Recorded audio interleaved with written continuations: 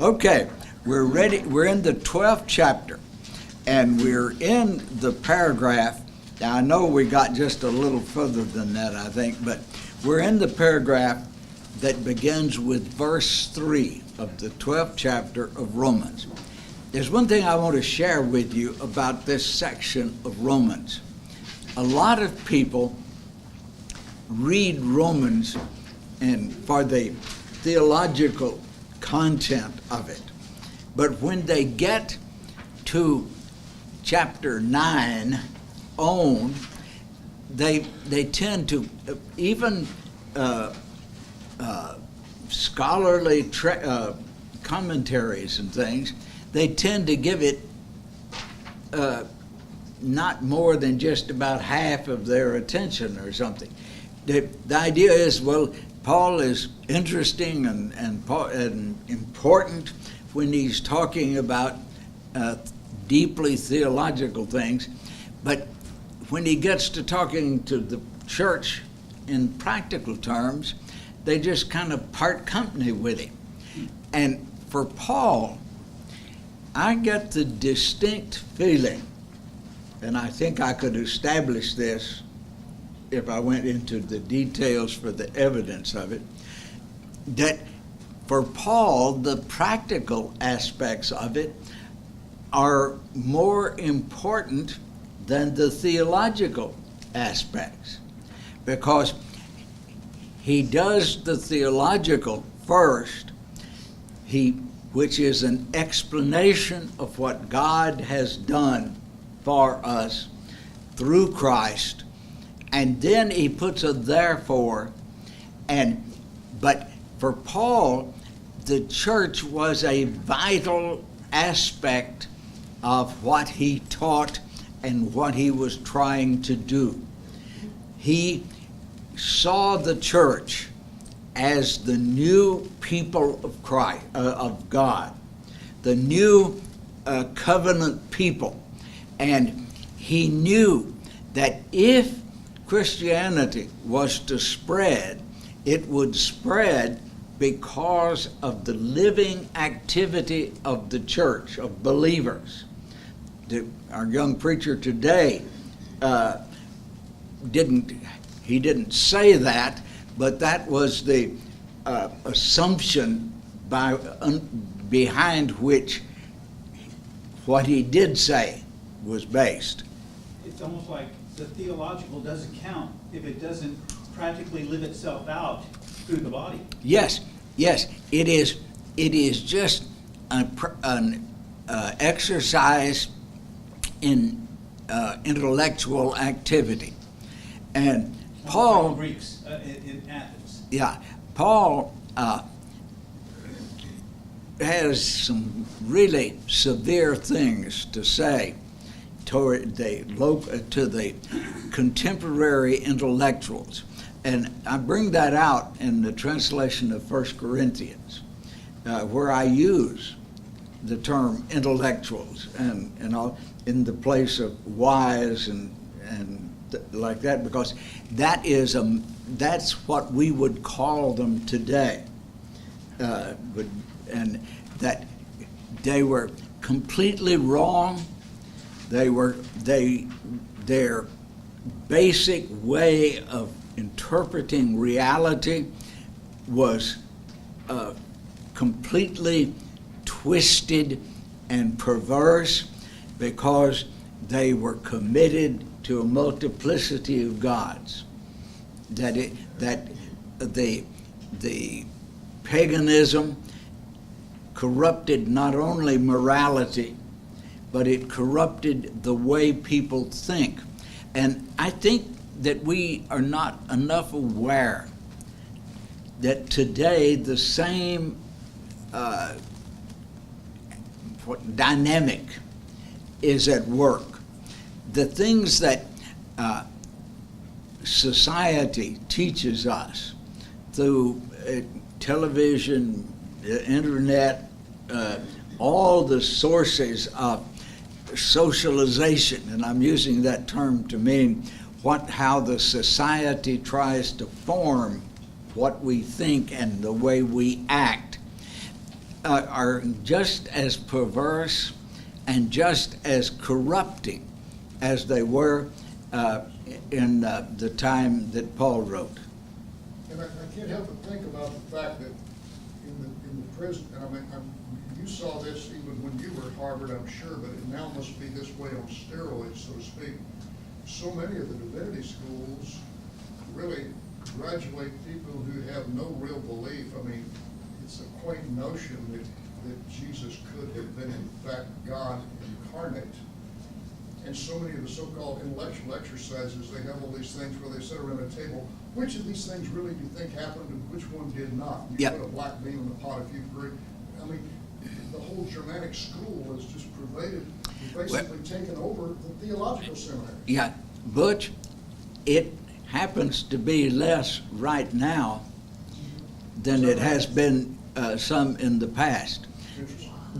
There is more, there is a convergence, that's the only way I know to use it, in scholarship that is more open to biblical teaching. Now, notice I'm saying more open. Well, a lot of those scholars just kind of intellectualize themselves right out of believing. Yes, They're gone. yes, and I think that one of the people that has done some great things on that is N.T. Wright. He has engaged in debates over the teachings of the New Testament, and he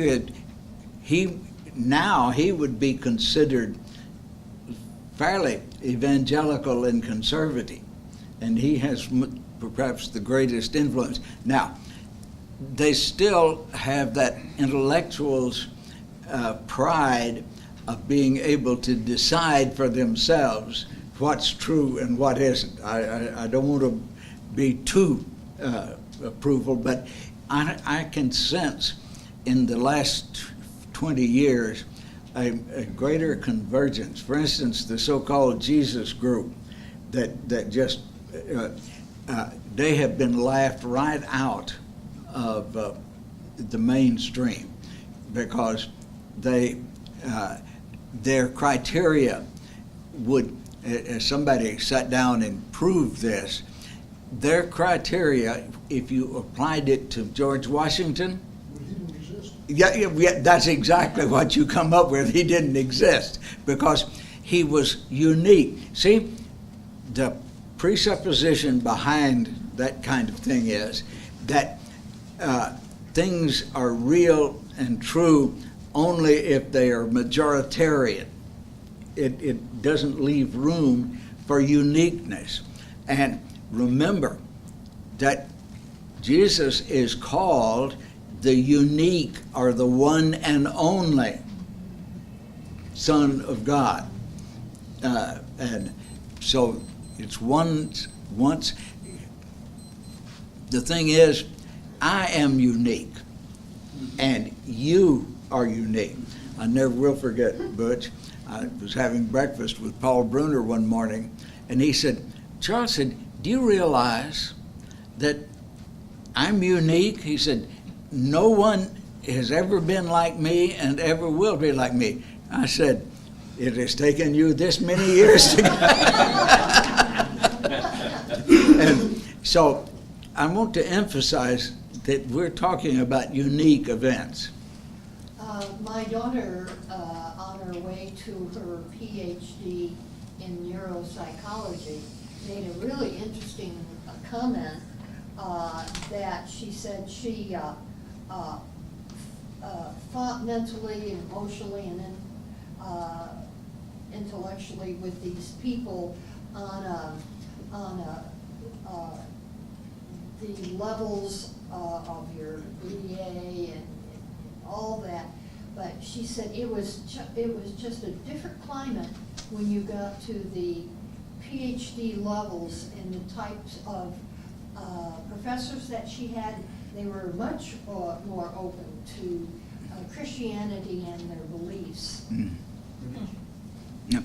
Well, you know, the problem is that a lot of people follow false logic, and they feel like because they perceive that something is correct, that the logic is correct, and they don't really know how to use the rules of logic, so therefore they come to improper conclusions. Even in just the last 50 years, the swing of what is right and wrong, has changed so Now, much. And like yes, you're saying, now- it kind of moves depending on the mood Yeah. moves through the years. This isn't a class on religious sociology. Yeah. So let's get back to Romans. But I the can, principles we're talking about are timeless. yes, In the sense of what makes the church, if you will, the practical reality of the theology. yeah. See, there is the thing.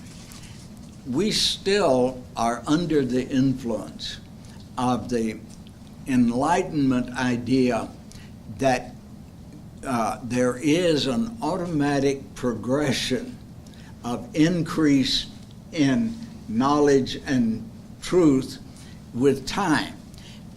The problem is that's true of technology. But as I always like to point out, nobody reads Aristotle's physics anymore for information, but they still read his politics, because politics, he covers all kinds of political behavior because it's human behavior, and it hasn't changed in 2,300 years. Human behavior is still governed by the same principles, motivations, and whatever. But I'm going to get back to Romans. I could spend a whole day talking about what I call religious sociology. But let's get back. He says that he's talking about the fact that the body of Christ, the church, is made up of distinct individuals. There's diversity. Now, we're getting right down to something that is really difficult to get over. Now, in the past, people that I had dealings with, when they talked about unity, they weren't talking about unity. They were talking about identity. If you didn't believe exactly like I do or you do or something, then there was something suspicious about that. And that's not the way Paul saw it and not the way God saw it. I've used this example before, but I'm going to use it again. Years ago, I was at ACU and visiting a man named Fry, who was he was the band director. And he was practicing with the concert band. And they were practicing a modern piece. And at the end of that, the final measure of that modern piece of music, with a complete all-out, everybody playing as loud and as hard as they could, was a 32-note chord. Thank you. Who said that? Chord. And everybody had to be right, or it would be so dissonant you couldn't stand it. And he tried, and he would stop and he'd talk, and this group over here didn't have. And finally, though, they hit that, and the hair on the back of my neck actually it stood up. It was the most beautiful and moving thing I have ever seen. Now, that's what God means by unity. The better word, and I use this in translation, is not unity, because unity means identity to us. It's harmony. everybody supplying their uniqueness for a common purpose and a common goal. And that's what I like about this class. This is a really diverse group of people. But we manage, by following the teachings of the Bible, to come to a harmony. Each person supplying. That's the reason I love for you to supply your viewpoint, your experience. And together we get that chord of harmony. And that's what Paul is talking about here. You take my body. Now, I have never dissected a cadaver. If I'd have gone to medical school, that's what you do your first year. But I have dissected. I had a course in comparative vertebrate anatomy. And we started with a little flat worm with 2 eye spots on him, and he looks like he's cross-eyed. And we finished, though, we had two cats to every 2 people. One of them was injected, and that means that they had injected the veins with a blue rubber-looking substance and the arteries with a red rubbery substance so that you could see where they were. The other one was uninjected. And I had a young woman that was my dissection partner, and she took, can't remember, I'm just going to say this, she took the left half of the cat and I took the right half, because they're bilaterally symmetric, and they're complicated. A cat has 208 bones. It has 600 muscles, and those are close to what human beings have. And yet, that's a single cat. And if you've ever watched cats, I love to watch cats. They are more in control of their bodies than nearly any animal you will ever see. We have one cat I feed every morning. And without any trouble, he leaps up on top of a table where I feed him. I have to do that or the dogs will eat his food. But he is just about this high, and the table is at least 6 times higher than he is. Now, if you're 6 feet tall, that means that if you could do like that cat, you could come up to a 36-foot high ledge and just, with one effortless jump, be up there. And he is poetry in motion. Now, that's what Paul sees in the church as the ideal, where the church functions as effectively and as automatically as that cat does. Only he uses a human body as the thing. And think about that. If you, we're still learning about the complexity of the human body. Every year, there is an increase in the amount of knowledge. When I took genetics 66, 67 years ago, we didn't know even what a gene was. We called them genes, but they were only hypothetical.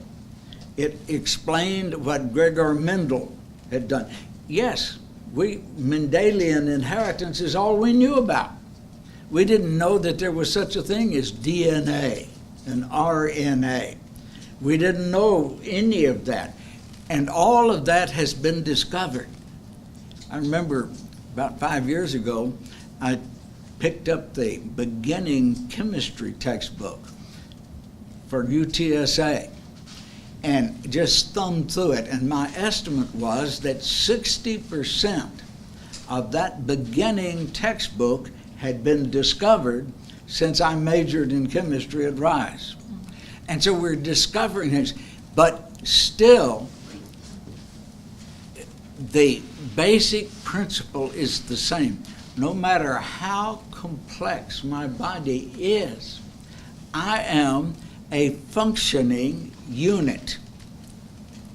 And if something goes wrong, I call it, and so did the doctor call it, illness. If it's not functioning together, there's something wrong. Now, that's Paul's picture of the church. And so what he's saying here is, I'm going to read it again. For by the grace that was given to me, I say to every one of you that you ought not to think more highly of yourself than you ought to. The idea that he's getting at right here is we need to stop thinking of ourselves as individuals, whether we are better or smarter or more handsome, or in my case, more ugly than other people. We need to stop thinking more highly. See, if we are in the body of Christ, we are part of a unit that needs to function as beautifully and as automatically as that cat jumping up on the table. I remember someone saying, probably you, that unity is not unison. Unity is... Unison. There is a difference between unity and unison. Yes, and see, now, take that concert band. They could play 32 notes in unison if they played the same note, but it wouldn't be nearly as beautiful and moving as each instrument group playing their own note. In a sense, our value and our work to God is how well do we fit in the body and participate in its purpose, for lack of a better word. Yep. See, this is the background that I want to emphasize of the young preacher's presentation this morning. That this belong, act, and grow and act, however you go to it. Some people are better at one of those than another. And so we should take advantage of what we do well. Now, that doesn't mean that we all shouldn't try to be as broad as we can. It doesn't mean that, okay, I'm going to just belong, and you're going to act, and you're going to grow. But we need to concentrate, major on what we're good at. Okay. Instead, you should think soberly according to the measure of faith God has given you. Now, we talked about this quite a lot last time, and I'm not going to go into it. He's not talking about the amount of faith. And the word means measure, but it doesn't mean amount. When we talk about measure, we mean, 2 grams or 4 ounces or 10 pounds or something like that. That's not what this means. It means the quality, the faith as you have it. The measure of a man. That's not bad. The measure of a man, the measure of a person.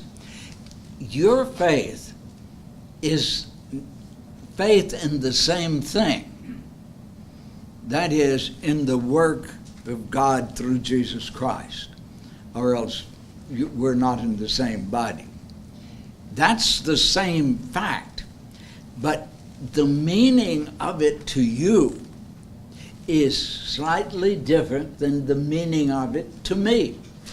because I'm a different person than you are. God has wired my whole body more differently. Sometimes I think maybe I got miswired in some things, but still different. So Paul is saying God has brought us all to faith, but he has not made us exactly alike. We still retain our individual uniqueness. And that's what God wants us to put in service. With necessarily then some differences of understanding from time to time. Yes. And Which Paul, has been a plague in some cases in. yes, see, Paul spends a good part of each one of his letters explaining to the particular situation was at that church what unity means in every one of his letters.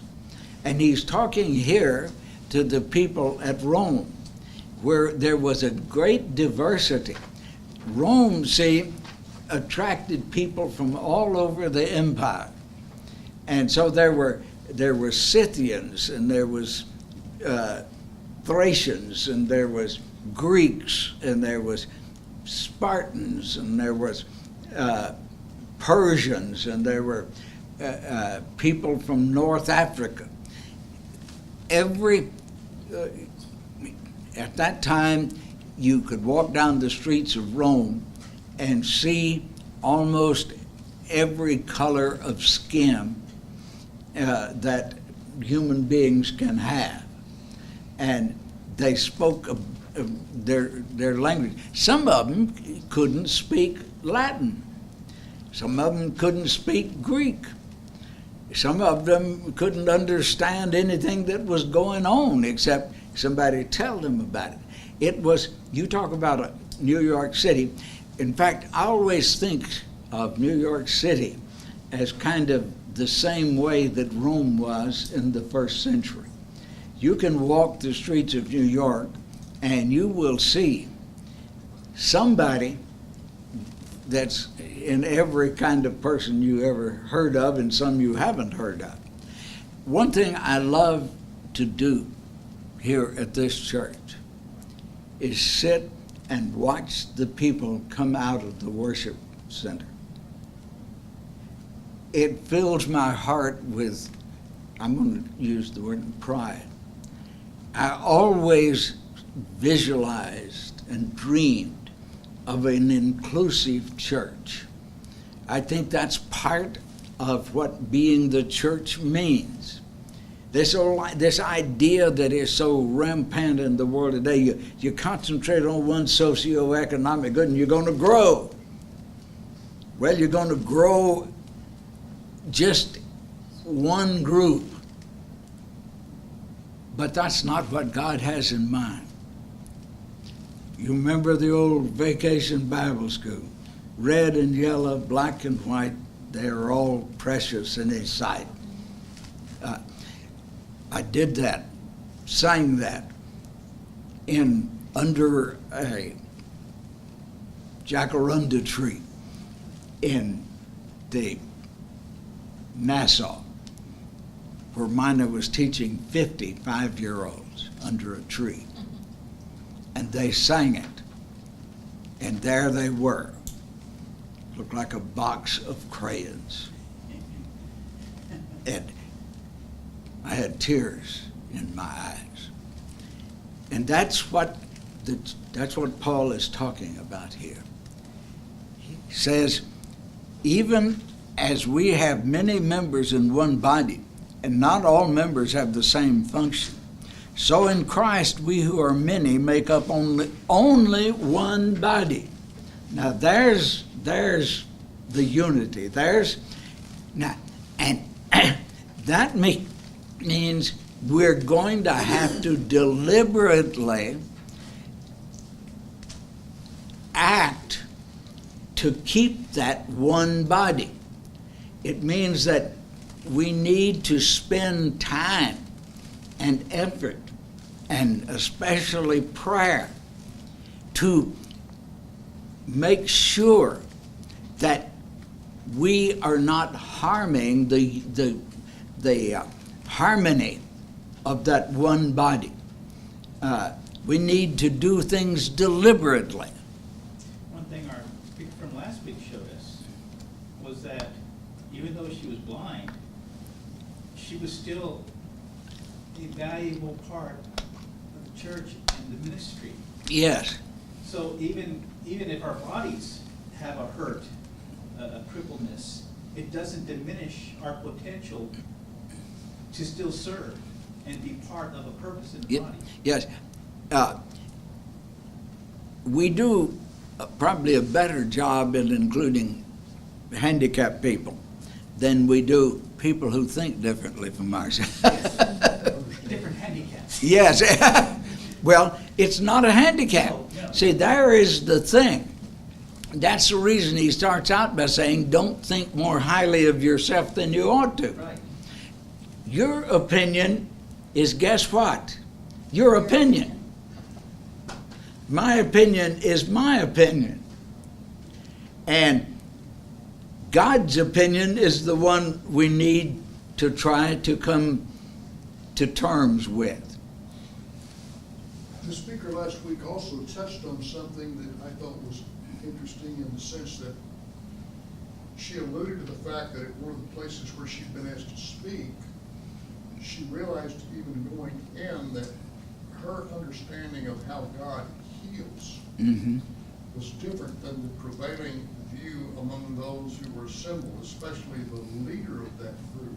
And it, for me, was a reminder that there are some very good people out there who are absolutely convinced that no matter what ails you or what affliction you may have, that if you can't immediately suddenly rise up from your mat and walk, that somehow something's wrong with your faith. Yeah. Now, see, And that's a prevailing view among a lot of good Christian folks out there who've been Yes. led to But that's believe. healing yourself, not letting God heal you. yeah, but Making see, yourself the one who, my faith is what heals me. Yes. There's some differences of understanding. yes. out there. And here the question is, how then shall we exist in harmony? Now, that's what I'm getting at. We have, in the past, we have decided that we have to make them believe like we do, or exclude them. Do you know that exclusion from fellowship in the New Testament was never about opinions?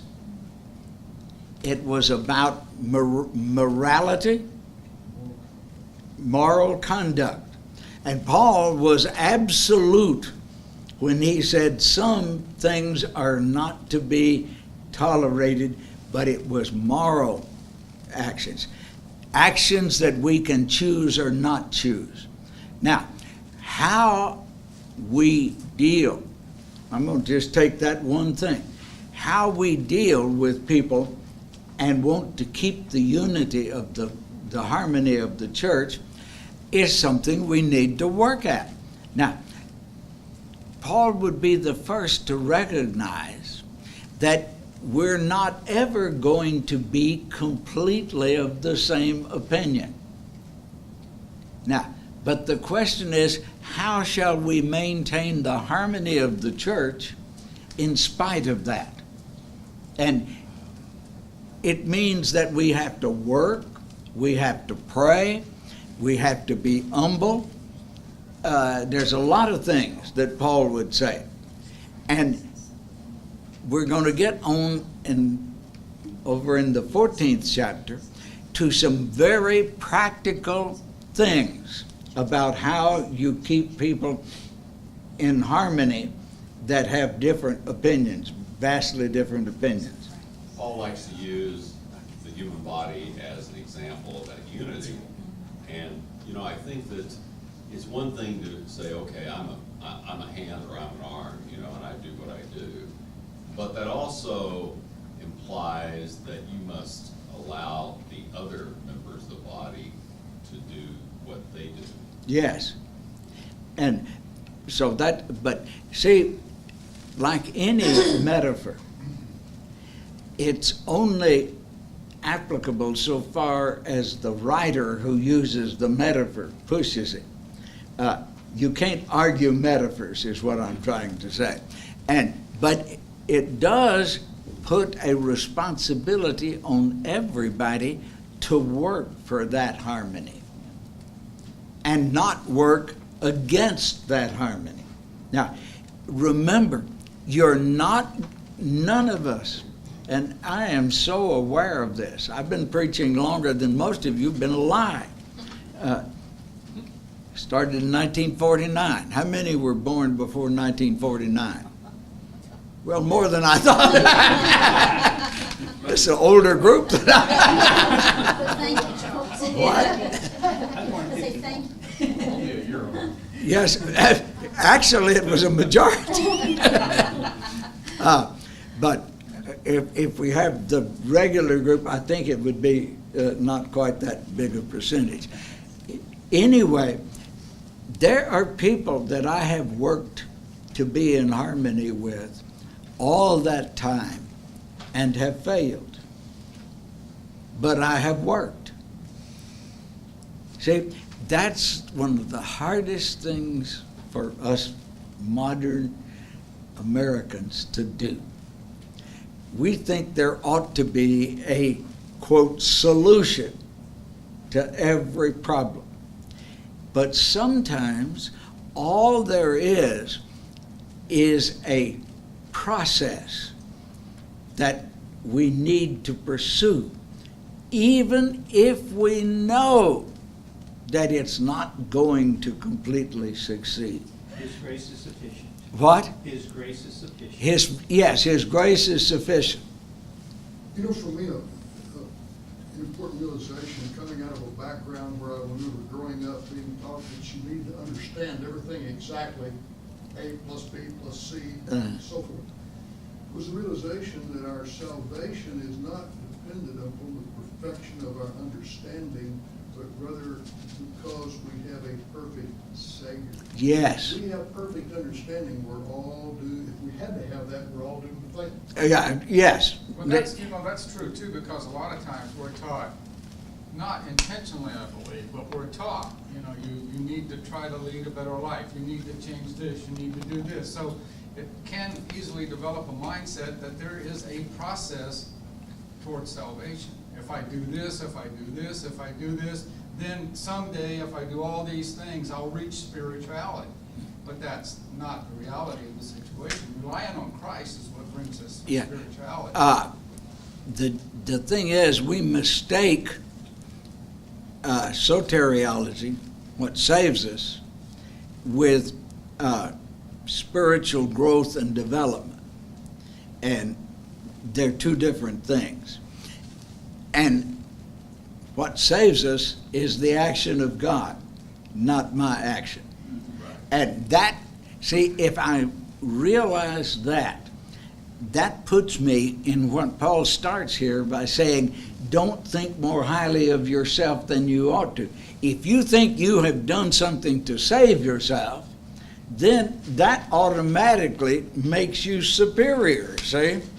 But if you realize you haven't, then you're ready to start the process that we're talking about here. It almost disqualifies you.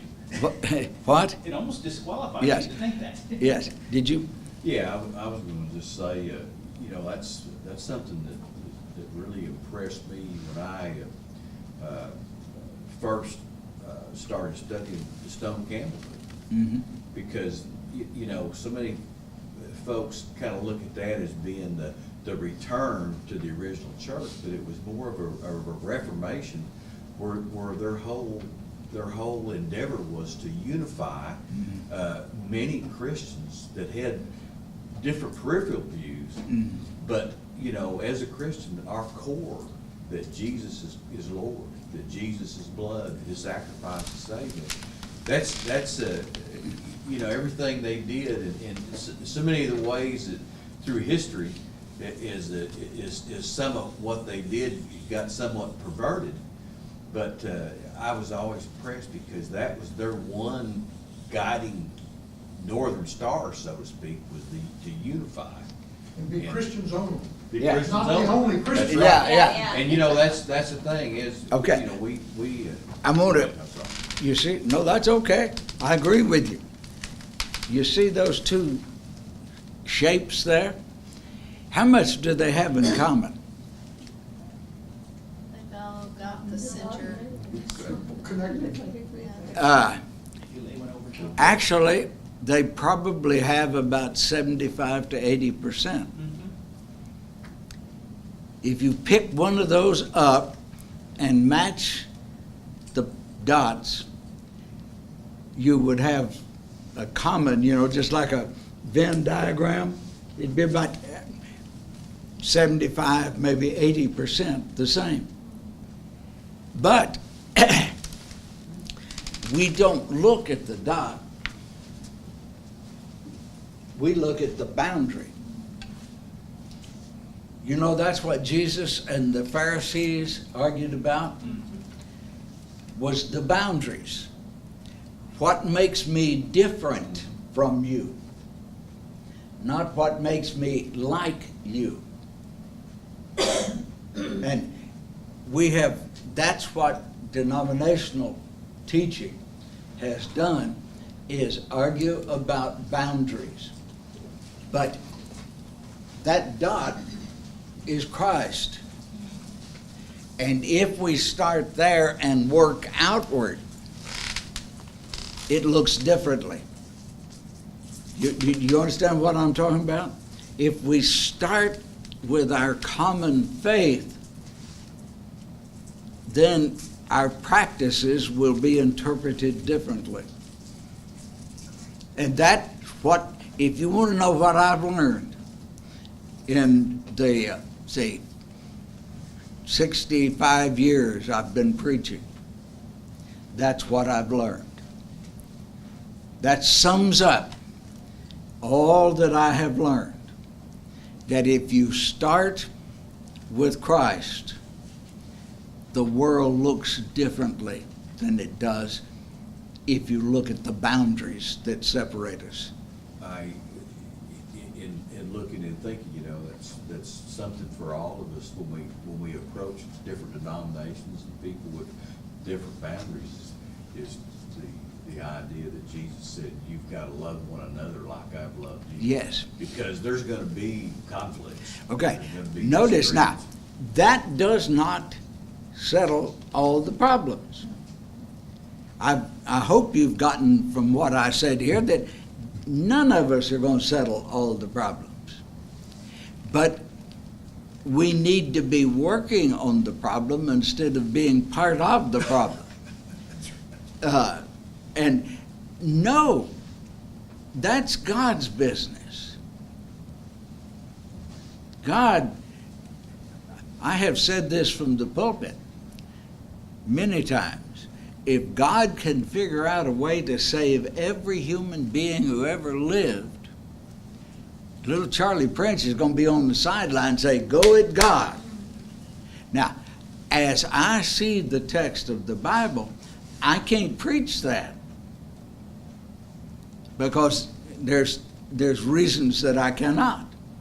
But if he can, more power to him. See, I've learned that it's not my actions that are the most important. That starts, I want to come back to that first sentence in that paragraph. It says, don't think more highly of yourself than you ought. Now see, we just skim over that. But that's the key. That's the key to what he's saying. As he goes ahead to say,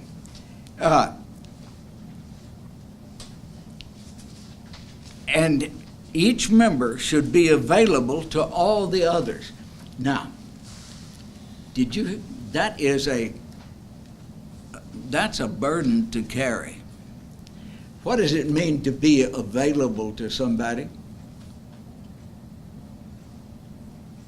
Take them to the airport at 2 a.m. if that's what they do. Butch, that's pretty good.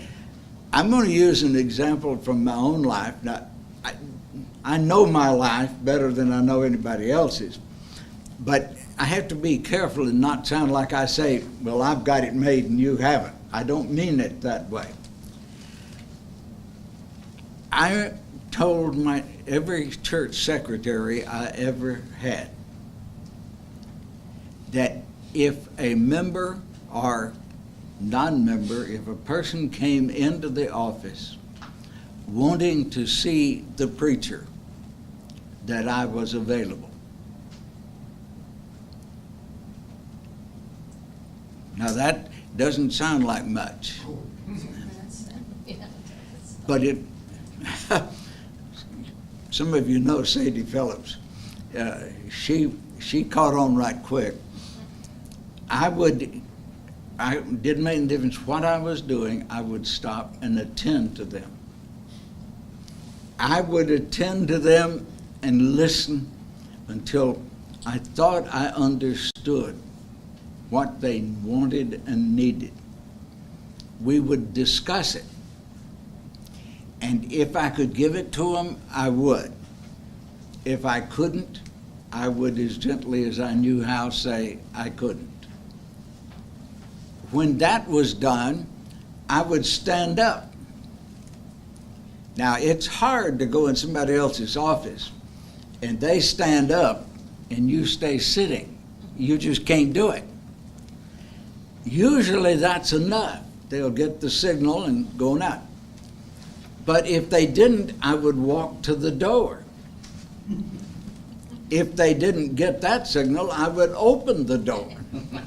And Sadie swears up and down that one time I walked all the way out in the parking lot and opened the door of their car. But see, that's being available. And I wouldn't not thinking too highly of yourself and being available really equate to being their servant? I'm sorry, I didn't. Would putting together not thinking too highly of yourself and being available equate to being their servant? Yeah. Many times I would pray with people. That was the thing that I could do for them. But I just wanted to use an example of what it means to be available. Now, does that mean that you've got to be a doormat? No. There's people that will take advantage of you. Let them take advantage of you to a certain limit. That's the hardest thing for us to do, because our time is so important, you know. That's going back to don't think more highly of yourself than you ought. I want to keep hammering on that principle, because that is the important sentence in all of this, as we're talking about here. He goes ahead to say, we have different gifts according to the grace given us. In other words, now, grace here may not be the grace that brings salvation. I was given grace by being born, because not every baby that's conceived is born. I was given grace when I survived the first year of my life, because not every baby does that.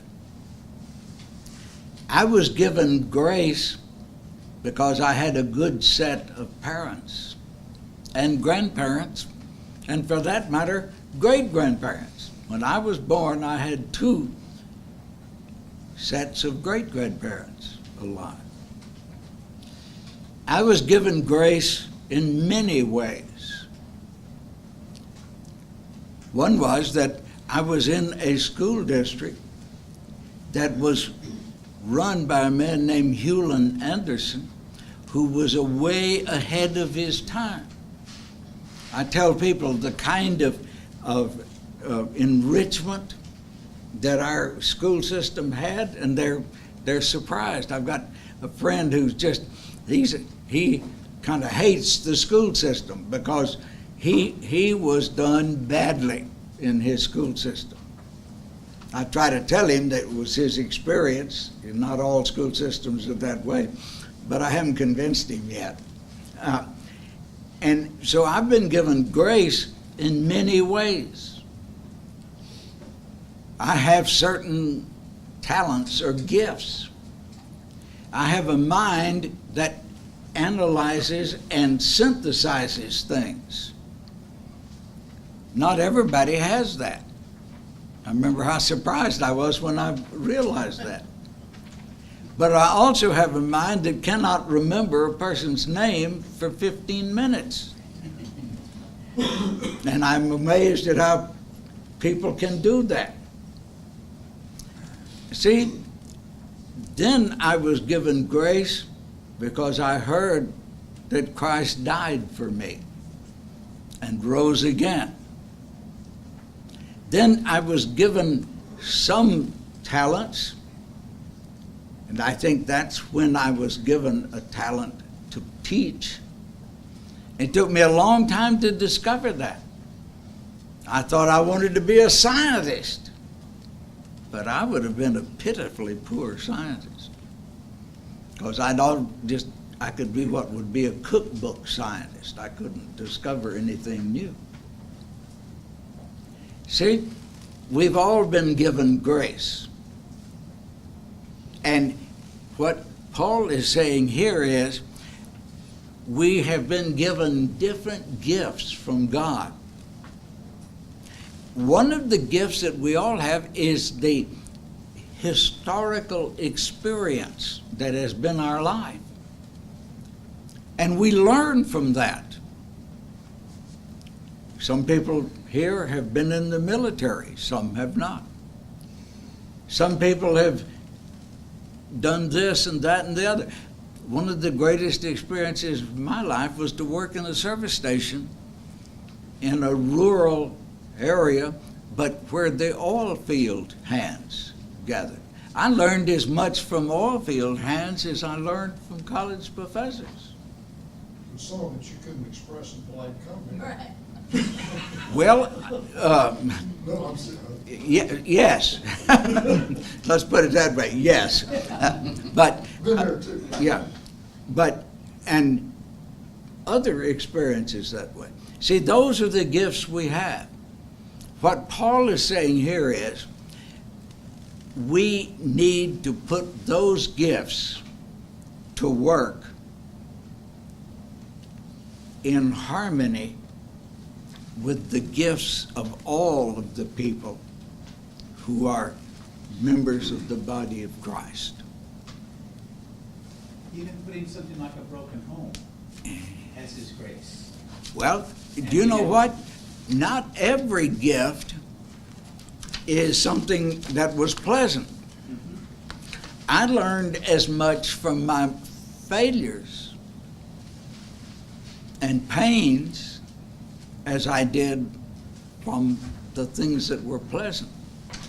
Charles, I find myself repeatedly thinking here that I want to share this with Greg Pruitt in terms of this part of Romans, because one of the continual things he has to deal with, we're talking about the president of Pioneer Bible Translators, you know, dealing with several hundred missionaries is kind of like herding cats.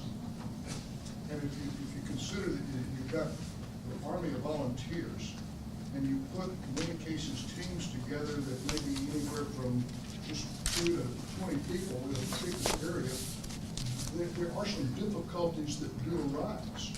And these are people who are highly educated, they're highly motivated, and sometimes one of the real challenges is just getting them all to make sure they all kind of stay on the same wavelength, so to speak. But Romans speaks to that eloquently in that particular setting, as well as us right here at Oak Hills today. Yes. It's interesting. It does. And from now on to the end of the book, he's going to be talking about that in one way or another.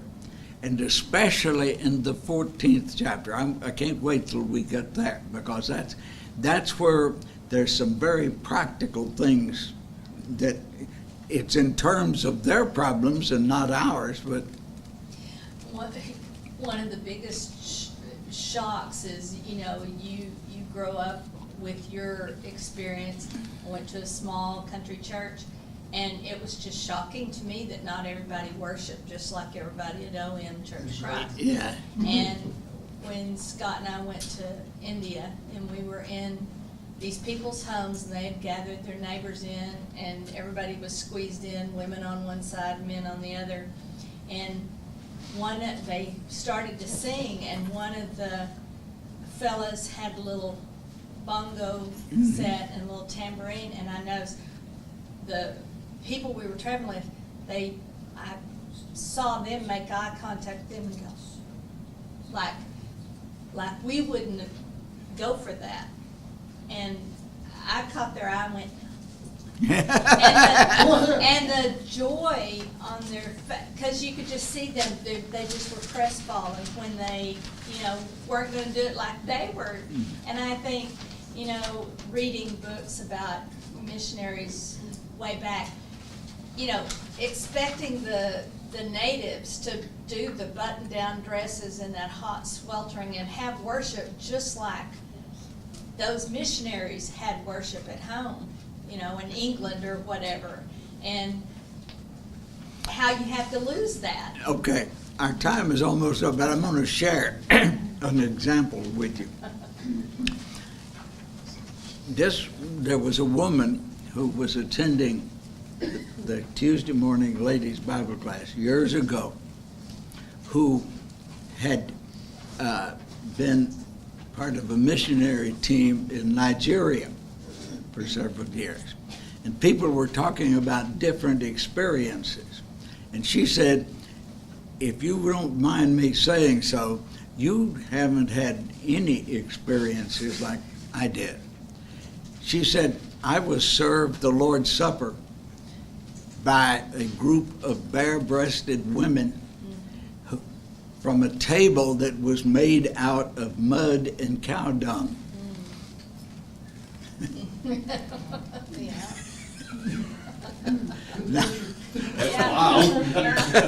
Now, I've never been able to top that one. And it was perfectly in harmony with their culture. Okay,